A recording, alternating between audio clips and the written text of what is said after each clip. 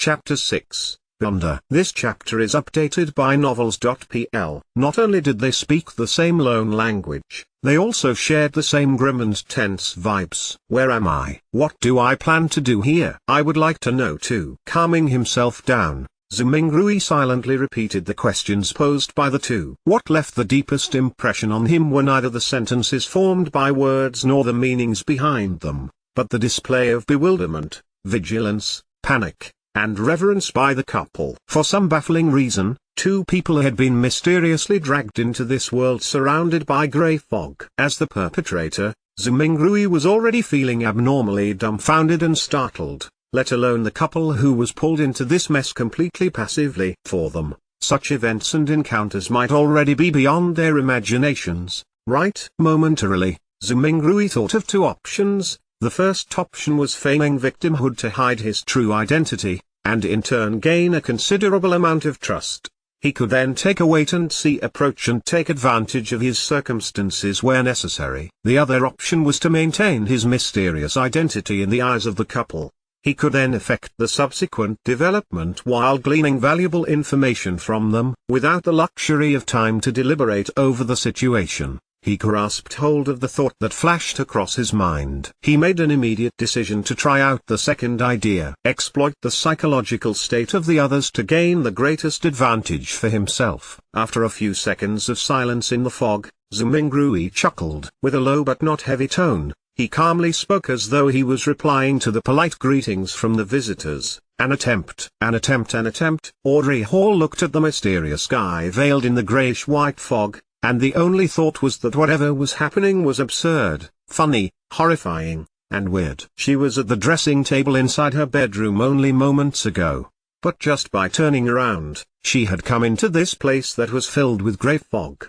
How inconceivable. Audrey took a breath, revealing an impeccable, courteous smile. She asked in a somewhat perturbed way, "Sir, is the attempt over? Might you permit our return?" Alger Wilson also had the intentions to probe Zhou Mingrui in a similar fashion, but his rich experience made him statelier. He held back his impulse and only took on the role of a silent onlooker. Zhou Mingrui looked at the questioner. Looking through the hazy mist, he could roughly see the silhouette of the person in question. It was a tall girl with smooth blonde hair, but her exact countenance could not be seen clearly. He did not rush to reply the girl's question but turned around to look at the man. He had messy dark blue hair, as well as a medium stature that was not considered stout. Zhou Mingrui suddenly realized something. Once he became stronger or had a deeper understanding of the foggy world, perhaps it was possible for him to see through the fog and discern the girl and the man. In this situation, they are the visitors,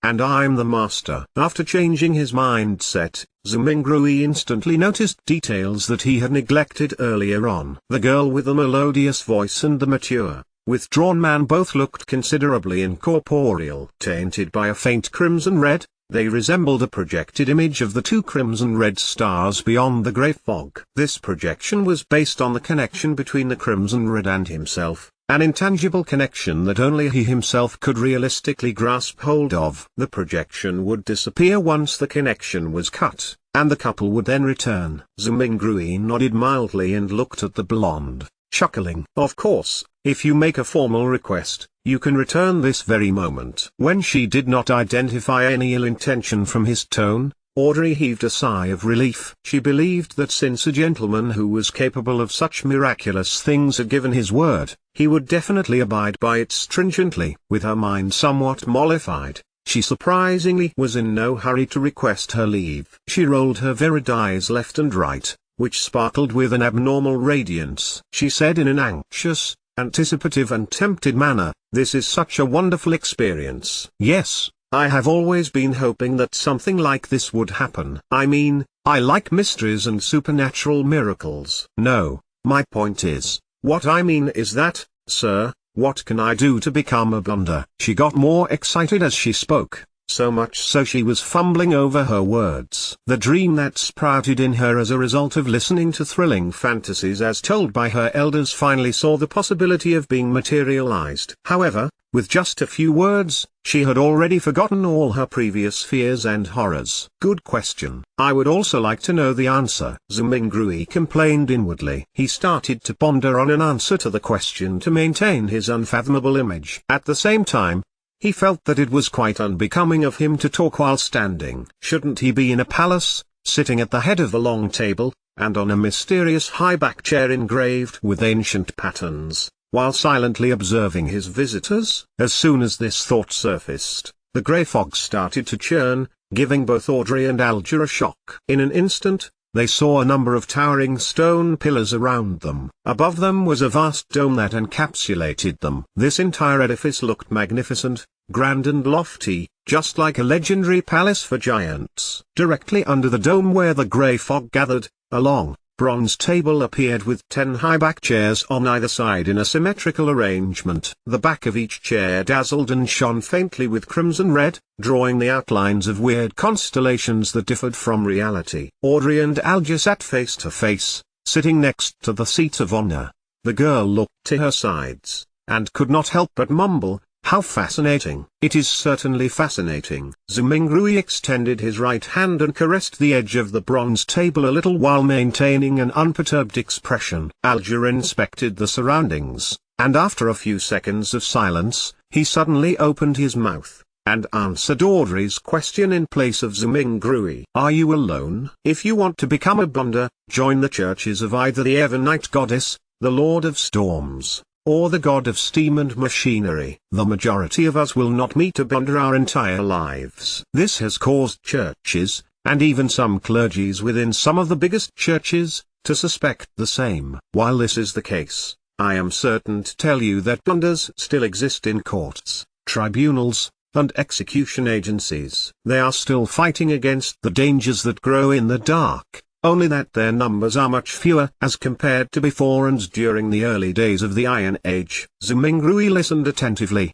but he tried his best to present himself as paying little attention to Alger's words, much like how young kids listen to stories. Relying on Klein's fragmented general knowledge of history, Zhou Mingrui knew clearly that the Iron Age referred to the current epoch, which was the fifth epoch that began 1349 years ago. Audrey silently listened to Alger finish his sentence before sighing. "Mister, I know all about what you just said. I even know more than that, including the Nighthawks, the mandated Punisher, and the machinery hive mind.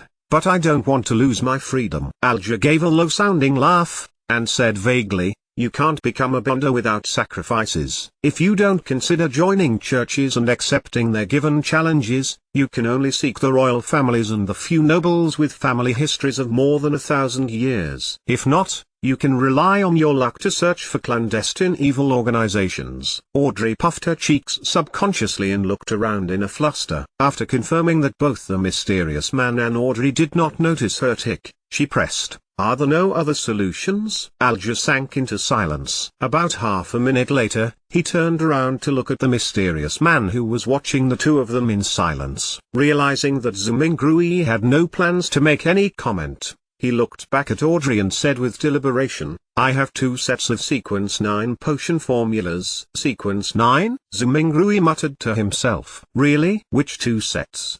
Audrey clearly knew what the Sequence 9 potion formulas meant. Alger leaned back slightly, and replied unhurriedly, "As you know, humanity can only depend on potions to become real bonders, while the names of potions come from the blasphemy slate. After constant translations into Jotun 1, Elvish, Ancient and Modern Hermes, and Ancient Fasak, they have undergone changes to match the day and age of that era. The essence is not in their names, but whether they portray the core characteristics of the potions. I have a Sequence 9 potion named Sailor. It enables you to have excellent balancing capabilities. Even if you were on a boat in a rainstorm, you will be able to walk about freely as though you were on land. You will also gain immense strength and illusory scales under your skin. They will enable you to swim like a fish and be difficult to catch. You will move agilely underwater just like marine animals. Even without any equipment, you will be able to easily submerge underwater for at least 10 minutes. Sounds great. The Keepers of the Seas from the Lord of Storms? It was called by that name in the past. Alja did not pause and continued. The second set of sequence 9 potions is called Spectator, although I am not sure what it was called in the past. This set of potions enables you to have an exceptionally sharp mind with acute observational abilities. I believe you can understand by what spectator means from watching operas and plays. Just like an audience, spectators judge the actors in the secular world, catching a glimpse of the real thoughts of them through their emotions, conduct, and mantras. At this point, Alja emphasized, you must remember, regardless of whether you are at an extravagant banquet or a crowded street, spectators can only be spectators forever. Audrey's eyes shone as she listened, and spoke after a long while, why? All right, this is a follow-up question. I think I have fallen in love with this feeling, of being a spectator.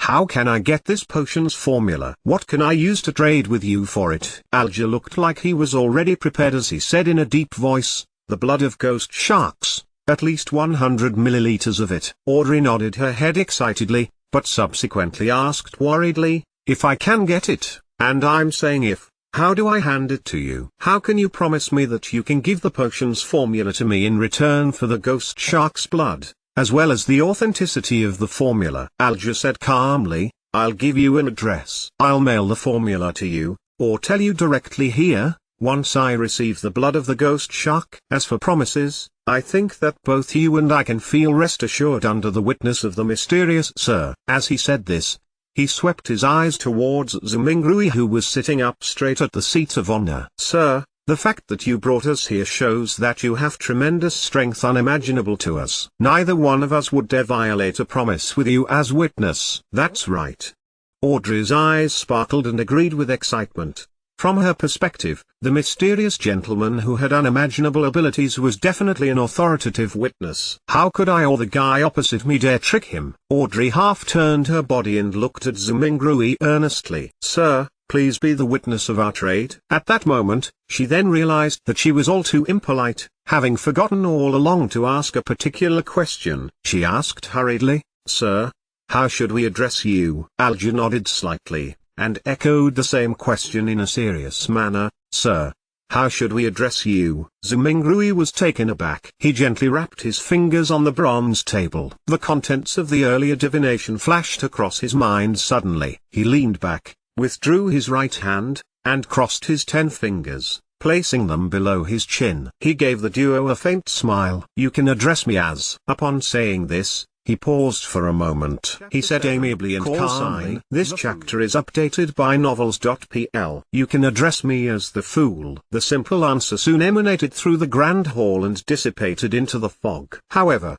the voice kept resonating in Audrey's and Alja's hearts, stirring up one ripple after another. They never expected such a designation, but they felt that he was deserving of it. The designation perfectly embodied his image as someone mysterious, powerful, and bizarre. After a few seconds of silence, Audrey stood up, held up her skirt slightly and bent her knees, curtsying to Zhou Mingrui. Honorable Mr. Fool, would you please permit me to take the liberty of requesting you to be the witness of our trade? It's nothing. Zhou Mingrui's mind whirred as he answered in a way that matched his status. It's our honor, Mr. Fool. Alja stood up as well. He bent his back slightly with his right palm over his chest. Zhou Mingrui lowered his right palm and smiled. Continue. The both of you. Alja nodded and sat back down before looking at Audrey. If you can obtain the ghost shark's blood, get someone to send it to the Warrior and Sea Bar at Pelican Street, in the White Rose Borough of Pritz Harbor. Tell the boss, Williams, that it's what the captain wants. Once I acknowledge receipt, will you be giving me an address to mail the potion formula to, or do you want me to tell it to you here directly? Audrey thought for a moment before saying with a smile, I will choose the more secure method. Let's do it here, although it's a test of my memory. Since Mr. Fool had agreed to bear witness for the trade, it also represented that there would be a similar gathering the next time. With this in mind, she suddenly turned her head as she looked at Zhou Mingrui with sparkling eyes. With a tone of interest, she suggested, Mr. Fool, Would you mind making a few more attempts like this? Alger listened to her suggestion calmly. He was tempted by the suggestion as well. He hurriedly echoed, "Mr. Fool, don't you find such gatherings interesting? Although your powers exceed our imaginations, there has to be certain domains that you don't understand or excel in. The person across me is obviously a young lady of lofty stature. I also have my unique set of experiences, insights, mediums, and resources. Perhaps there will come a day when both of us can help you complete something trivial that might be inconvenient for you." From his point of view, the fact that he had been pulled into this space without any warning or any means to resist meant that the mysterious Mr. Fool was in control. Participating in the gatherings was not necessarily something he could refuse. Therefore, it was better to reap the benefits of this encounter as much as he could to make up for his passive and disadvantaged state. The trio at the long table had different backgrounds, resources, information channels, and comprehension of the mystical domain. If they interacted and enjoyed some limited cooperation, they could produce unpredictable and immeasurable effects. The resource trade that had just been negotiated was one example. Another example would be if he wished to kill someone. He could easily request the gathering's members who did not appear to be related to him both on the surface and in reality for help. He could perfectly misdirect any investigators. "A young lady of lofty stature." Was my behavior and accent that obvious? Audrey stared blankly, mouth slightly agape, but she soon jolted back to her senses and nodded her head without any hesitation. "Mr. Fool, I think it's a very good suggestion. As long as this gathering becomes regular, you can totally leave certain things that are inconvenient for you to us. Of course, it has to be something within our capacities." From the moment he heard the suggestion, Zhou Mingrui was already weighing the pros and cons. More gatherings definitely allowed him to gain more knowledge of the secrets of the bonders or other mysteries, a boon for his transmigration back. For example, it was likely that the potion formula would appear at the next gathering because of the spectators. Similarly, the information he gained was bound to be helpful for his present life. However, more gatherings meant it was easy to expose himself. Indeed, regardless of the world, there is no such thing as a free lunch. Zhou Mingrui extended his right hand again as he rapped the side of the long table with his finger gently. Considering the fact that he was in control of the gathering's summoning and dismissal, any threat of exposure was within the confines of his control. The pros clearly exceeded the cons, so Zhou Mingrui rapidly made a decision. He stopped his rapping as he smiled at the anticipative and perturbed gazes of the duo. "I'm a person who likes a fair and equal exchange. Your help will not go unrewarded. Every Monday at 3 in the afternoon, try your best to be alone. After I make a few more attempts and figure out certain things, perhaps you can apply for a leave of absence ahead of time. You will no longer need to worry about being in inappropriate situations." This was a form of agreement to Alger's and Audrey's suggestions. Audrey had just turned 17. Having been taken care of her entire life, she had the character of a young girl. Therefore, she could not help but clench her fist and gradually pump it in front of her chest when she heard the fool's reply. Without waiting for Alger to say a word, Audrey said in excitement, her eyes glowing, "Then, shall we give ourselves call signs? After all, we can't use our real names for conversation. Although I might not be able to deceive Mr. Fool regarding my true identity, the person opposite me poses some danger. I must not let him know who I am." "Good idea," answered Zhou Mingrui in a simple and relaxed manner. Audrey's mind immediately began worrying as she aired her thoughts as they came to her. "You are Mr. Fool, which is derived from tarot cards. Then, as a fixed, long-term, and secretive gathering, we should be uniform in our designations." "Yes, I'll also choose one from the tarot cards." Her tone slowly turned joyous. "I've decided. My designation shall be Justice." It was one of the 22 major arcana tarot cards. "What about you, mister?" Audrey cheekily smiled at her partner sitting across her. Alger frowned slightly before relaxing it immediately. "The Hanged Man." It was another major arcana card. "All right, then we can be considered as the founding members of the Tarot Club." Audrey was the first to blurt it out happily, only to look fearfully at the fog-concealed Zhou Mingrui. "Will that be all right, Mr. Fool? Zhou Mingrui shook his head in amusement. You can decide on such trivial matters by yourselves. Thank you. Audrey was clearly thrilled. Following that, she looked at Alja. Mr. Hanged Man, can you repeat the address again once more? I'm afraid that my memories will fail me. No problem. Alja was very pleased with Audrey's seriousness as he repeated the address once more. After repeating it to herself silently thrice, Audrey said again in excitement, I heard that tarot cards were invented by Emperor Roselle as a game. In fact, doesn't it come equipped with the power to divine the future? Most of the time, divination stems from one's self. Everyone has something spiritual about themselves, allowing them to attune to the spiritual world and connect to information about themselves at an even higher level. However, ordinary folks are unable to notice this, much less be able to interpret the signs they receive. This information will present itself with the help of divination tools. Let me raise a simple example: dreams and dream interpreters. Alja took a glance at Zhou Mingrui and seeing no response from him, he refuted Audrey's claim. Tarot cards are, in fact, such a tool. It uses more symbolism and more logical elements to help us in conveniently and accurately interpreting the signs. Although Zhou Mingrui appeared indifferent, he was actually listening very carefully. It was only at this point that his empty mind slowly became heavy as his head began to feel a throbbing pain. Got it. Audrey nodded in agreement. Following that, she emphasized, that's not what I meant. I'm not doubting the tarot cards. But I heard that Emperor Roselle had actually created another set of cards, secret and mysterious ones. They were paper cards which symbolized a particular unknown power. There was a total of 22 cards that he completed. Later on in life, he referenced them to create the 22 major arcana tarot cards which are used as a gaming tool. Was what I said correct? She looked at Zhou Mingrui as though she was attempting to get an answer from the mysterious Mr. Fool. All Zhou Mingrui did was smile without saying a word. He cast his gaze at the Hanged Man as though he was putting him to the test. Alja subconsciously straightened his back and said in a deep voice, that's right. It is said that Emperor Roselle had seen the blasphemy slate, and that set of paper cards contain the profound mysteries of the 22 paths of the divine.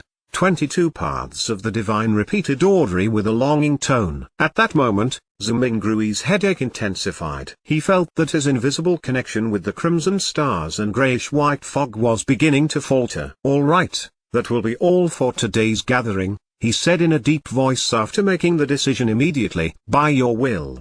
Alja bowed his head respectfully. By your will. Audrey mimicked the Hanged Man. She still had many questions and thoughts, thus, she was unwilling to have it end so soon. As Zhou Mingrui severed the connection, he said with a smile, let us look forward to the next gathering. The stars brightened once more as the crimson light receded like water. Just as Audrey and Alja heard Mr. Fool's words, their figures turned into a blur as they phased away. In a second, the projection shattered as the grey fog restored its silence. As for Zhou Mingrui, he felt himself turning heavy rapidly. His surroundings turned fleeting as his eyes met darkness before changing into dazzling sunlight. He was still standing in the middle of his apartment. It was like a dream. What the heck was that foggy world? Who or what sort of power created the changes that just happened? Zhou Mingrui sighed softly. He was completely puzzled as he walked towards the study desk as though his legs were filled with lead. He picked up the pocket watch he placed outside to determine how much time had passed. Time flowed at the same pace. Zhou Mingrui made a rough judgment. After putting down his pocket watch, he found himself unable to endure splitting headache any further. He sat on the chair and lowered his head, using his left thumb and middle finger to massage his temples. After a long while, he suddenly let out a sigh and said in Mandarin, from the looks of it, I won't be able to return anytime soon. Only the clueless could be fearless. After witnessing such a fascinating event and learning the situation regarding blunders and the mysterious world, Zhou Mingrui no longer dared to rashly try the luck enhancement ritual using ancient Faesak or LOM language. Who knew what other kinds of situation would happen? Perhaps, it would be more bizarre, horrifying, or even a living hell. At the very least, I should attempt only when I have a deep mastery of mysticism, thought Zhou Mingrui helplessly. Thankfully, the so-called gathering could provide him with help. After another bout of silence, he muttered to himself with a tone of dismay, disappointment, agony, and grief. From this moment forth, I'm Klein. Klein tried his best to refocus his solutions and plans so as to purge the negative emotions in him. Perhaps, he could learn the potion formula for spectator from the side. The gathering that just happened sure is fascinating. People who reside in different places across the world can reduce hundreds of kilometers to just mere inches and discuss face to face while supplying each other's needs. Speaking of which, this does sound a little familiar. Klein was stunned for a few seconds before he burst out in laughter. Pressing against his temple, he gestured under his breath. Wasn't that a social network? This chapter is updated by novels.pl. Whoosh. Howling wind accompanied a downpour. The three-mast sailboat was tossed around by the crests and troughs of the incoming waves, as if it was being toyed by a giant. The crimson glow in Alger Wilson's eyes faded. He found himself still remaining on the deck and nothing appeared to have changed. Almost immediately, the quirky-shaped glass bottle in his palm shattered and the frost within melted into the rain. In seconds, there were no longer any traces left that suggested the existence of the wondrous antique. A hexagonal crystal-like snowflake emerged on Alger's palm. It then faded rapidly until it was seemingly absorbed by the flesh, vanishing completely in the process. Alger nodded his head in a hardly noticeable manner, as if he was thinking about something. He remained still and silent for a full 5 minutes. He turned around and headed for the cabin. As he was about to enter, a man who wore a similar robe embroidered with lightning patterns emerged from inside. This man, who had soft blonde hair, paused and looked at Alger. He held his right fist to his chest and said, "May the storm be with you." Alger replied with the same words and gesture. There were no emotions on his rough face, which had a well-defined structure. Alger entered the cabin after the greeting and proceeded to the captain's cabin situated at the far end of the corridor. Surprisingly, he did not encounter any sailors on the way. The whole place was as quiet as a graveyard. Behind the door to the captain's cabin, a soft brown carpet overlaid the floor. A bookshelf and a wine rack took the opposite side walls of the room. The books with their yellowish covers and wine bottles with their dark red color looked peculiar under the flickering candlelight. On the desk with the candle, there was a bottle of ink, a quill, a pair of black metallic telescope, and a sextant made of brass. Behind the desk sat a pale middle-aged man wearing a captain's hat which had a skull on it. As Alger approached him, he said menacingly, "I will not give in." "I believe you can do it," Alger said calmly, so calm that it felt like he was commenting on the weather. The man seemed to be stunned by the unexpected answer. At this very moment, Alger leaned forward slightly and suddenly dashed across the room until they were only separated by the desk. Alger tightened his shoulder and reached out his right hand to choke the man. Illusory fish scales appeared on the back of his hand as he crazily mustered more strength to choke the man, giving him no time to respond. Crack! Amid the crisp cracking sound, the man's eyes widened as his body was lifted up. His legs twitched furiously before they soon became motionless. His pupils began to widen as he stared aimlessly. There was a stench from between his legs as his pants gradually turned moist. While lifting the man, Alger lowered his back and strode toward the wall. Bang! He used the man as a shield and smashed forward at the wall. His extremely muscular arm was monstrous. A hole cracked open in the wooden wall, and rain poured in, accompanied by the scent of the ocean. Alger flung the man out of the cabin, straight into the giant waves that resembled mountains. The wind continued to howl in the dark as almighty nature devoured everything. Alger took out a white handkerchief and wiped his right hand carefully before throwing it into the sea as well. He stepped back and waited patiently for company. In less than 10 seconds, the blond man from before rushed in and asked, "What happened?" "The captain has escaped," Alger answered in an annoyed manner as he panted. "I didn't know he still had some of his blonder powers." "Damn it." The blond man cursed softly. He went up to the opening and stared into the distance. However, nothing was visible except for the waves and the rain. "Forget it, he was just extra loot," the blond man said, waving his arm. "We will still be rewarded for finding this ghost ship from the Tudor era." Even if he was a keeper of the sea, he would not have hastily dived into the sea under this weather condition. "The captain will not be able to survive much longer if the storm continues," Alger said. as he nodded in approval. The wooden wall was repairing itself at a discernible rate. He gazed at the wall and turned his head subconsciously towards the rudder and the sail. He was perfectly aware of what was going on behind all the wooden planks. The chief mate, the second mate, the crew, and the sailors were not present. There was no living person on board. Amidst all the emptiness, the rudder and the sail moved eerily by themselves. Alger again pictured the fool who was covered in greyish-white fog and sighed. He turned back and looked outside at the mighty waves and spoke as though in a reverie while filled with anticipation and awe. A new era has begun. Empress Borough, Backland, capital of the Lone Kingdom. Audrey Hall pinched her cheeks in disbelief of her encounter a while ago. On the dressing table in front of her, the old bronze mirror had shattered into pieces. Audrey cast her gaze downwards and saw the swirling crimson on the back of her hand. It was like a tattoo depicting a star. The crimson gradually faded and disappeared into her skin. Only at this point in time was Audrey certain that it was not a dream. Her eyes twinkled as she grinned. She could not help but stand up before bending down to lift up the hem of her dress. She curtsied towards thin air and started dancing lively. It was the ancient elf dance, the most popular dance among royalty at the moment. She had a bright smile on her face as she moved about gracefully. Knock, knock. Someone suddenly knocked at her bedroom door. Who is it?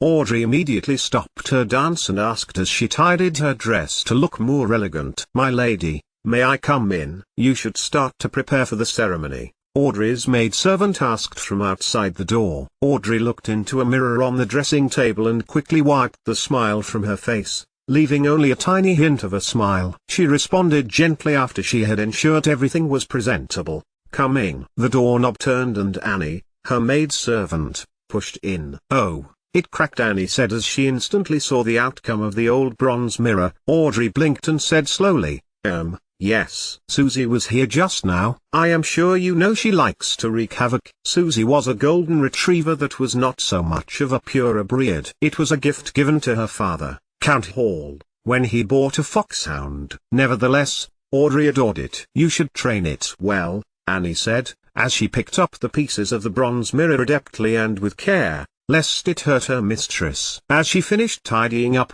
she asked Audrey with a smile, which dress do you want to put on? Audrey thought for a while and answered, I like the dress designed by Mrs. Guinea for my 17th birthday. No, you can't wear the same dress twice to a formal ceremony or others will gossip about and question the whole family's financial ability, Annie said, shaking her head in disagreement. But I really like it, Audrey insisted in a gentle manner. You can wear it at home or when you attend an event that isn't so formal, Annie said firmly, suggesting that it was not negotiable. Then it will have to be the one with the lotus design along the sleeves given by Mr. Sades 2 days ago, Audrey said as she drew in a gasp inconspicuously, maintaining her sweet smile. You always have such a good taste, Annie said as she stepped back and shouted towards the door, the 6th dressing room.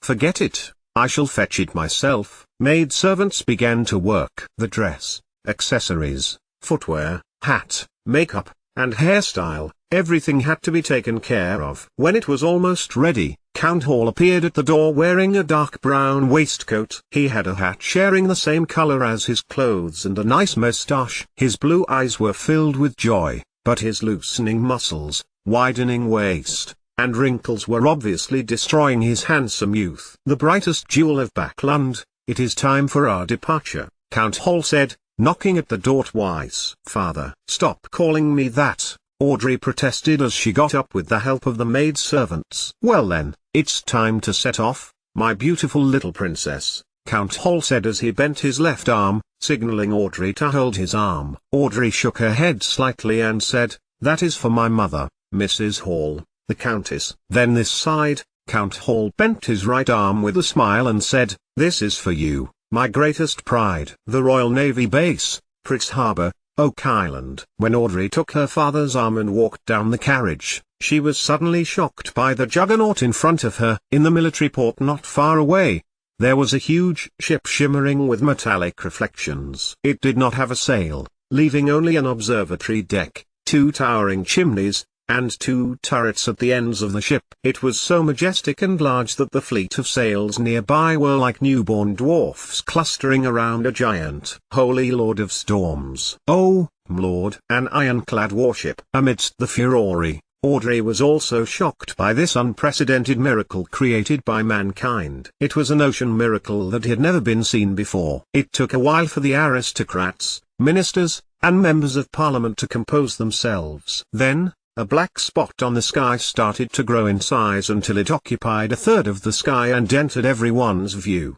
The atmosphere suddenly became solemn. It was a gigantic flying machine with a beautiful streamlined design hovering in midair. The deep blue machine had airbags made of cotton which were supported by alloy structures that were strong but light. The alloy structures' bottom had openings mounted with machine guns, projectile launchers, and muzzles. The exaggerated humming noise from the ignition steam engine and the tail blades produced a symphony that left everyone amazed.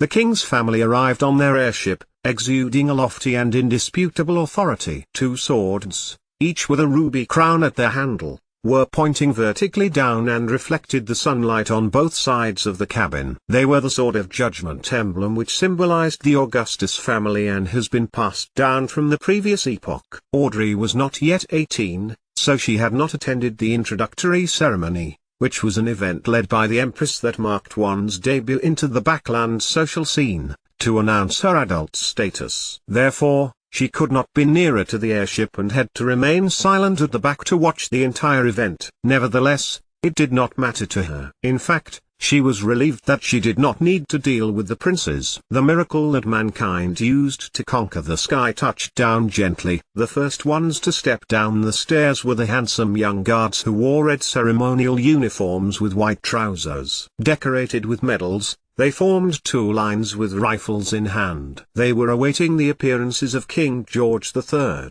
his queen, and the prince and princess. Audrey was not new to meeting important people, so she showed no interest at all. Instead, she had her attention on the 2 statue-like black armored cavalry flanking the king. In this era of iron, steam, and cannons, it was surprising that there was still someone who could bear wearing full armor.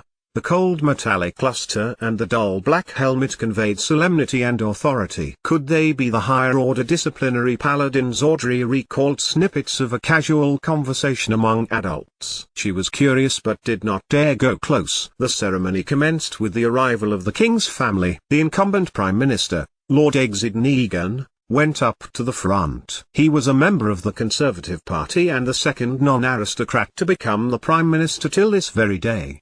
He was given the title of a lord for his great contributions. Of course, Audrey knew more. The main supporter of the Conservative Party was the present Duke of Negan, Palos Negan, who was the brother of Egzid. Egzid was a slender and almost bald 50-plus-year-old man with a sharp gaze. He surveyed the area before speaking. Ladies and gentlemen, I believe you have witnessed this history-making ironclad warship. It has dimensions of 101 by 21 meters. It has an amazing port and starboard design. The armor belt is 457 millimeters thick. The displacement is 10,060 tons. There are 4 305 millimeter main cannons, 6 rapid-fire cannons, 12 6-pound cannons, 18 6-barrel machine guns, and 4 torpedo launchers. It can reach a speed of 16 knots. It will be the real hegemon. It will conquer the seas. The crowd was roused. The mere descriptions were enough to instill fearful images in them, let alone the fact that the actual thing was right in front of them. Exit smiled and spoke a few more lines before saluting the king and requested, "Your Majesty, please give it a name. Since it will set sail from Pritz Harbor, it should be named the Pritz." George III responded. His expression showed his delight. The Pritz. The Pritz. The words spread from the Navy Minister and the Admiral of the Royal Navy to all the soldiers and officers on the deck. They all exclaimed in unison, The Brits. George III ordered the Brits to set sail for a trial in the midst of the gun salutes and the celebratory atmosphere. Honk. Thick smoke spewed out from the chimneys. The sound from the machinery could be heard faintly beneath the sound of the ship horn. The juggernaut departed from the harbour. Everyone was shocked when the two main cannons at the ship's bow fired at an uninhabited island in its path. Boom, boom, boom. The ground shook as dust shot up into the sky. Shock waves spread out, producing waves in the sea. Satisfied, Exit turned back to the crowd and announced, "From this day on, doomsday will fall on the 7 pirates who call themselves admirals and the 4 who call themselves kings. They can only shiver in fear. It is the end of their era. Only the ironclad warship will roam the seas, no matter whether the pirates have the powers of the bonders, ghost ships, or cursed ships." Exit's chief secretary deliberately asked, "Can't they build their own ironclad warships?" Some of the nobles and members of parliament nodded,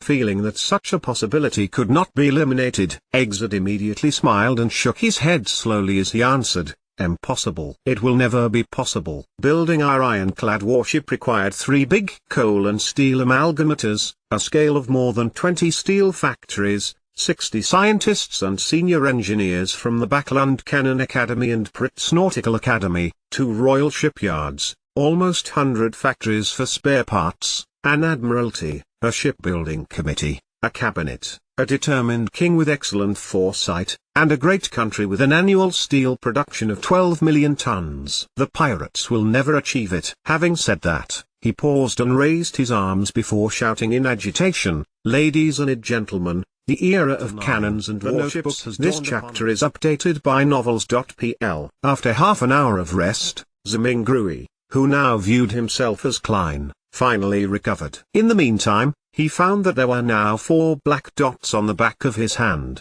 which happened to form a small square. These 4 black spots faded and disappeared quickly, but Klein knew that they were still hiding in his body, waiting to be awakened. 4 spots forming a square. Is it in correspondence with the 4 pieces of staple food at the 4 corners of the room? Does this mean that in the future, I don't need to prepare the food and can do the ritual and chants immediately? Klein made a guess. This might seem good, but the emergence of the spots was ominous, and things that one lacked understanding of were always scary. The fact that those inexplicable Chinese divinations from Earth could produce effects here, the strange transmigration in his sleep, the mysterious murmurings that almost drove him crazy during the ritual, and the mysterious and trippy grey world whose significance he had no idea of made Klein shiver in the hot weather of June. The oldest and strongest emotion of mankind is fear, and the oldest and strongest fear is the fear of the unknown. He recalled this saying as he was experiencing the fear of the unknown acutely. There was in him an unprecedented and irresistible urge to make contact with the mysterious domain, to learn more, and to explore the unknown. There was also a contradicting escape mentality within him compelling him to pretend nothing had happened. Intense sunlight shone through the window onto the desk. It was as if there were grains of gold sprinkled on the desk. Klein gazed at the desk, feeling as though he had come into contact with warmth and hope. He relaxed slightly, and a strong sense of fatigue washed over him. His eyelids were as heavy as lead as they kept closing themselves. It must have been the combined effect of the sleepless night and the tiring encounter. Klein shook his head and pushed himself up with the aid of the desk. He stumbled towards the double-decked bed, completely disregarding the rye bread placed at the 4 corners of the room. He fell asleep immediately after he lay down. Groan, groan. Klein was woken up by hunger pangs. When he opened his eyes, he felt rejuvenated. "There's still a slight headache."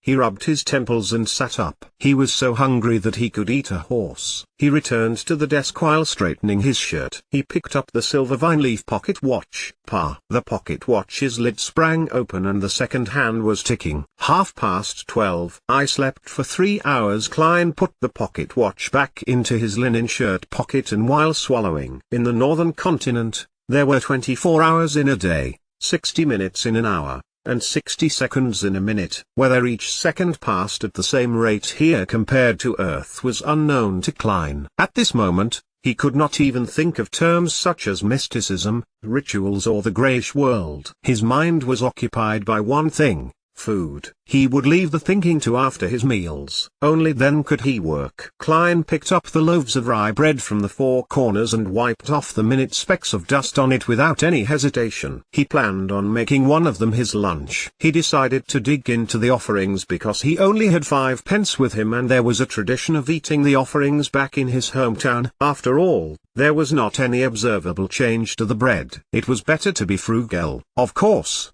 the memory and habits left behind by the original Klein had also played a role. It was a huge waste to use the expensive gas only to light up the room. So, Klein took out a furnace and boiled water with it. After adding some coal, he paced around as he waited. Anyone would choke eating those loaves of rye bread without water. Yikes! Life with meat only for dinner is going to be dreadful. No, wait. This is already an exception. Melissa would only allow our meals to have meat twice a week if not for my upcoming interview, Klein thought, as he looked around, hungry. He had nothing better to do. His eyes seemed to turn avaricious when he set his eyes on the pound of mutton in the cupboard. No, I need to wait for Melissa to eat it together, Klein thought as he shook his head and rejected the idea of cooking half of it right now. Although he often ate outside, he had still developed some basic culinary skills, owing to his living in a big city alone. His dishes were not delicious, but they were at least edible. Klein turned his body around so that the mutton would not seduce him. Then,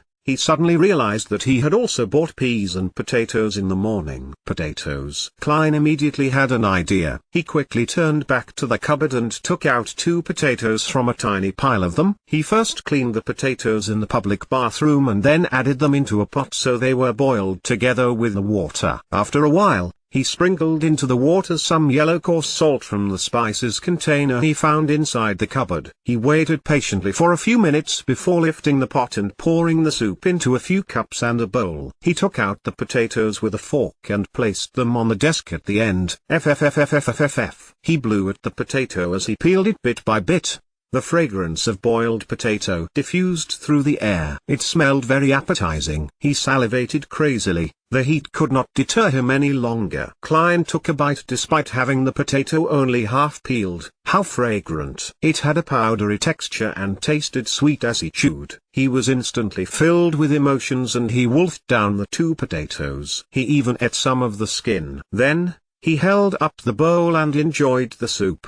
The pinch of salt in water proved to be thirst-quenching. I really enjoyed eating potatoes this way when I was young, a filled Klein exclaimed in his head. Meanwhile, he tore off a small piece of bread and dipped it into the soup to eat it softened. Perhaps the ritual was too tiring. Klein ate 2 loaves of bread which amounted to a whole pound. Klein felt he was finally rejuvenated. He enjoyed the joy of life after he drank the soup before tidying up. Then, he took in the lustrous sunshine happily. He sat back at the desk and began planning. I can't escape. I must think of a way to come into contact with mysticism and become a blunder as mentioned by Justice and the Hanged Man. I need to overcome the fear of the unknown. The only way now is to wait for the next gathering. I need to try listen for the formula of the spectator potion or other things related to mysticism. There are 4 more days before Monday. Before that, I need to first figure out the problem with Klein. Why did he commit suicide? What happened to him? Unable to transmigrate back and wash his hands of everything, Klein picked up the notebook that lay on the table. He wanted to find hints that could help him regain his lost memory fragments. The original Klein obviously had the habit of taking notes. He also liked to write diaries. Klein was fully aware that the cabinet that supported the desk on the right stored a whole stack of completed notebooks. The book he had began on the 10th of May. Matters regarding his school and mentor, as well as content pertaining to knowledge were at the beginning. 12th May, Mr. Azik mentioned that the common language used by the LOM Empire in the southern continent also developed from ancient Fasak, a branch of Jotun. Why is this so? Does this mean that every sentient living being once spoke the same language? No, there has to be a mistake. According to the revelation of Evernite and the Book of Storms, giants were not the only hegemons of the world in primordial times. There were also elves, mutants, and dragons. Anyways, These are just myths and fantasies. 16th May. Senior Associate Professor Cohen and Mr. Azik discussed the inevitability of the Age of Steam. Mr. Azik opined that it was just a coincidence because if it wasn't for Emperor Roselle, the northern continent would still be wielding swords like the southern continent. Mentor argued that Mr. Azik had placed too much emphasis on the contribution of an individual. He believes that with progress, even if there wasn't an Emperor Roselle, there would be an Emperor Robert. Therefore, the Age of Steam might come late,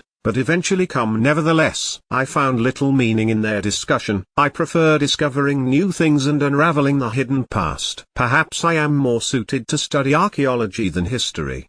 29th May. Welch found me and told me that he had acquired a notebook from the 4th epoch. Oh my goddess. A notebook from the 4th epoch. He didn't want to ask the archaeology department's students for help, so he came to Naya and me to help him decode the contents. How can I refuse? Of course, I can only do it after my graduation defense. I can't afford diverting my attention at this stage. This caught Klein's attention. Compared to the notes about history and viewpoint disagreements, the appearance of a notebook from the 4th epoch might have led to Klein's suicide. The 4th epoch was the epoch before the present Iron Age.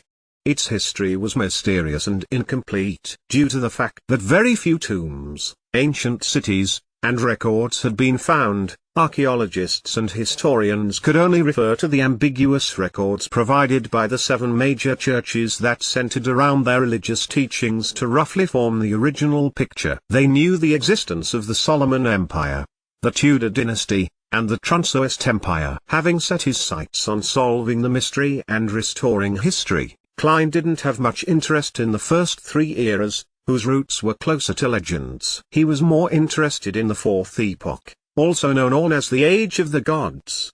So Klein was concerned for his future career and thus focused on the interview. But it was all futile. Klein could not resist exclaiming. Universities were still very scarce and the majority of students were either from noble or wealthy families. As long as he did not have an extreme mindset, a commoner who had been admitted into university would have been able to build precious social connections through group discussions and networking events despite the prejudice and exclusion from the entrenched social circles. The very generous Welch McGovern was an example. He was the son of a banker from Constant City, Mid-Seasia, Lone Kingdom. He was used to asking Naya and Klein for help because they were always in the same group for work. Without thinking further, Klein continued reading the notebook. 18th June. I have graduated. Farewell, Coy University. 19th June. I have seen the notebook. By comparing sentence structures and root words, I discovered that it is a modified form of ancient Faesak. More precisely,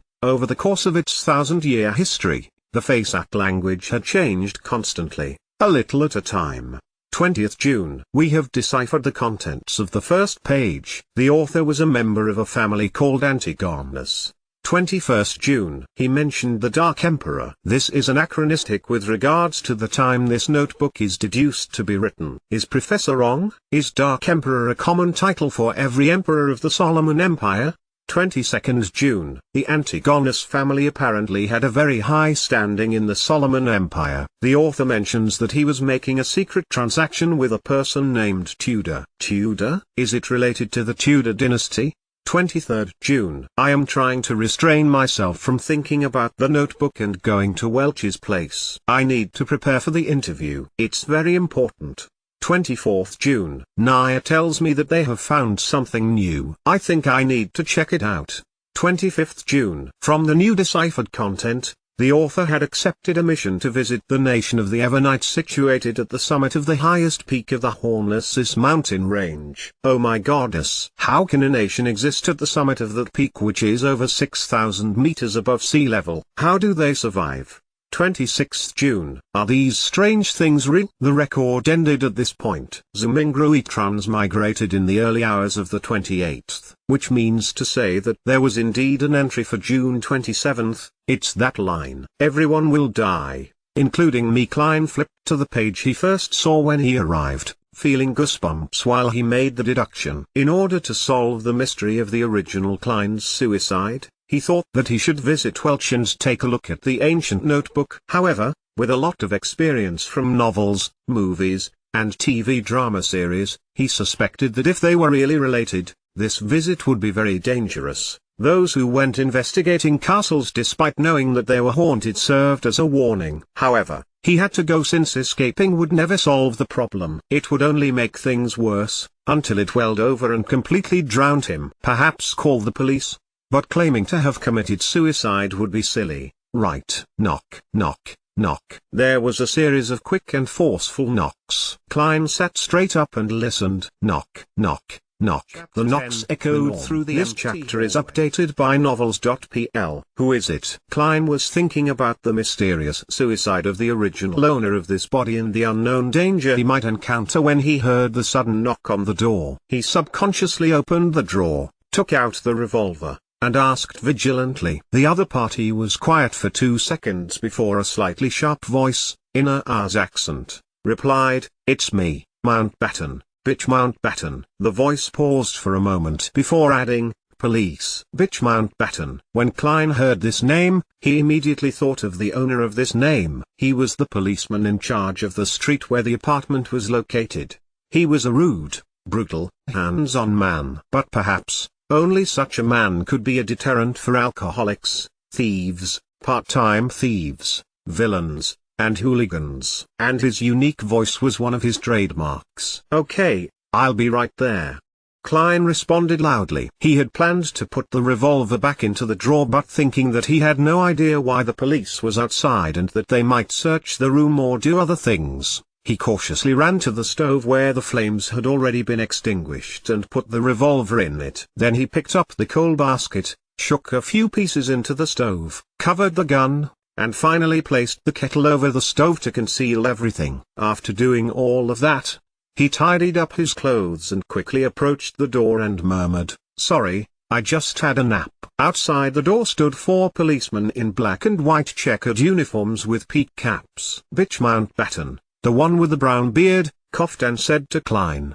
"These 3 inspectors have something to ask you." "Inspectors?" Klein looked at the shoulder badges of the other 3 reflexively and found that 2 of them had 3 silver hexagons and 1 had 2, both of which looked superior to Bitch Mountbatten, who had only 3 chevrons. As a history student, Klein did little to no research into the ranks of police epaulets, except that Bitch Mountbatten often boasted of being a senior sergeant. So these 3 are inspectors? Influenced by conversations with Benson, Welch, and his classmates, Klein had the common sense to make way and point into the room. "Please come in. How might I help you?" The leader of the 3 inspectors was a middle-aged man with sharp eyes. He seemed to be able to read the mind of a person and make them fearful. His eyes were wrinkled, and the edge of his hat revealed light brown hair. He looked around the room and asked in a deep voice, "Do you know Welch McGovern?" "What's wrong with him?" Klein quivered and blurted back, "I'm the one asking the questions." The dignified middle-aged police inspector had a stern look in his eyes. The inspector next to him, also wearing 3 silver hexagons, looked at Klein and smiled gently. "Don't be nervous. It's just a routine questioning." This policeman was in his 30s, with a straight nose and grey eyes that, like a lake in an ancient forest that no one visited, gave him an indescribable sense of depth. Klein took a breath and organized his words. "If you mean Welch McGovern, the graduate of Coy University from Constant, then I'm sure I know him. We are classmates with the same mentor, Senior Associate Professor Quentin Cohen." In the Lone Kingdom, professor was not only a professional title, but also a position. Just like the combination of professors and department deans on Earth, that meant there could only be one professor in a university's department. If an associate professor wanted to become professor, they had to wait for their superior to retire, or force out their superior with their abilities. As talents needed to be retained, the kingdom's Higher Education Commission had added senior associate professors in the 3-level system of lecturers, associate professors and professors after years of observation. This title was given to anyone with high academic achievements or with enough seniority but did not make it to the position of professor. At this point, Klein looked into the eyes of the middle-aged police inspector and thought for a second. "To be honest, our relationship is quite good. During this period, I met with him and Naya frequently to interpret and discuss the 4th Epoch notebook that belonged to him." Inspectors, Did something happen to him? Instead of answering, the middle-aged police inspector looked sideways at his grey-eyed colleague. The inspector with the peak cap and ordinary looks replied mildly, "I'm sorry, Mr. Welch has passed away." What? Despite having some hunches, Klein could not help but shout out in astonishment. Welch died just like the original owner of this body? That is a little scary. What about Naya? Klein questioned hurriedly. Miss Naya passed away too, the grey-eyed police inspector said quite calmly. Both of them died in Mr. Welch's house. Killed? Klein had a vague guess. Perhaps it was suicide. The grey-eyed inspector shook his head. No, the scene suggests that they committed suicide. Mr. Welch hit the wall with his head many times, covering the wall with blood. Miss Naya drowned herself in a basin. Yes, the kind used to wash your face. That's impossible. Klein's hairs stood on their ends as he seemed capable of imagining the strange scene. A girl kneeling on a chair and burying her face into a basin filled with water. Her soft brown hair swaying in the wind, but her entire person remaining motionless. Welch falling to the ground and staring at the ceiling intently, his forehead in a complete blood-mangled mess, while the traces of the impact on the wall were evident there with dripping of blood.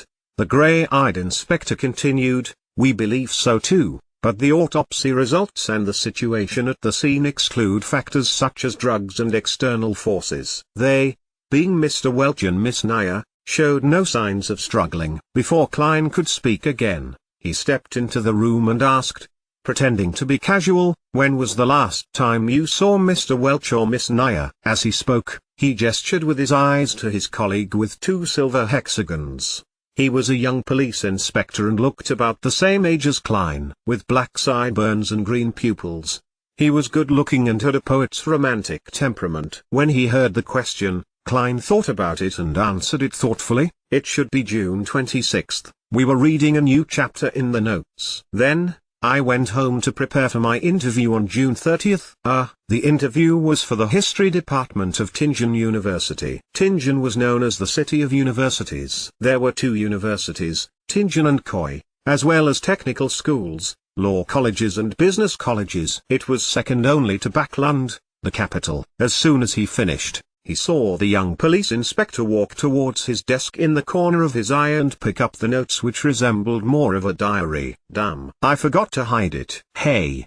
Klein cried out. The young inspector smiled back at him, but did not stop flipping through his notes, while the grey-eyed inspector explained, "This is a necessary procedure." At this time, Bitch Mountbatten and the dignified middle-aged police inspectors were just watching without interrupting or assisting in the search. "Where are your search warrants?" Klein had intended to question them, but on second thought, the judicial system of the Lone Kingdom did not seem to have such a thing as search warrants. At least he did not know if there was one. After all, the police force had only been established for 15 or 16 years. When the original owner of this body was still a child, they were still called public security officers. Klein couldn't stop it. He watched the young inspector flip through his notes, but the grey-eyed inspector did not ask any questions. "What is this strange thing?"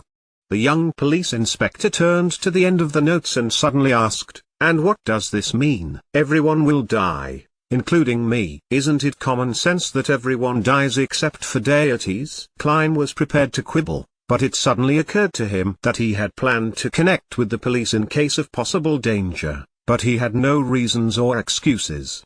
He made a decision in less than a second. Putting his hand over his forehead, he answered painfully, "I have no idea. I really have no idea. When I woke up this morning, I felt I wasn't quite right, as if I had forgotten something. It's especially true for whatever happened recently. I don't even know why I had written such a sentence." Sometimes, being frank was the best way to solve a problem. Of course, it required skills. There were things that could be said and could not be said, and the order of what was said first mattered. As an expert keyboard warrior, Klein was also good at sophistry. "That is ridiculous. Do you think we are fools?"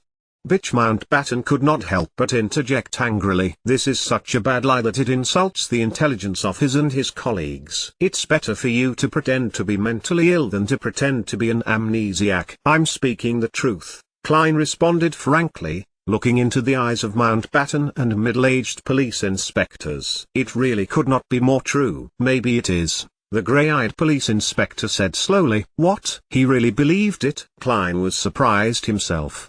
The grey-eyed inspector smiled at him and said, an expert will come in 2 days, and believe me, she should be able to help you to recall your lost memories. Expert? Help me remember my memories? In the field of psychology? Klein frowned. Hey, what if his memories of Earth were exposed? He suddenly felt like face-palming himself. The young police inspector put down his notes and searched his desk and room. Fortunately, he focused on books instead of lifting the kettle. Well, Mr. Klein, thank you for your cooperation. We advise that you'd better not leave Tingen for the coming days. If you have to, please notify Inspector Mountbatten, or you'll become a fugitive, the grey-eyed police inspector warned. That's it? That's it for today? No other questions with deeper investigations, or taking me back to the police station to torture me for information? Klein was at a loss. Nevertheless, he wanted to solve the odd turn of events brought about by Welch too. So he nodded. That wouldn't be an issue. The inspectors exited the room one by one, and the young man at the end suddenly patted Klein on the shoulder. It's really nice. Very lucky. What? Klein's face was puzzled. The green-eyed police inspector with a poet's temperament smiled and said, generally speaking, the norm is for all the involved parties to die in such an event. We are very glad and fortunate to see you still alive. After that, he exited the room and closed the door behind him in a well-mannered manner. The norm is for everyone to die together. Very glad that I'm still alive. Fortunate that I'm still alive. On this June afternoon, Klein was chilling all over.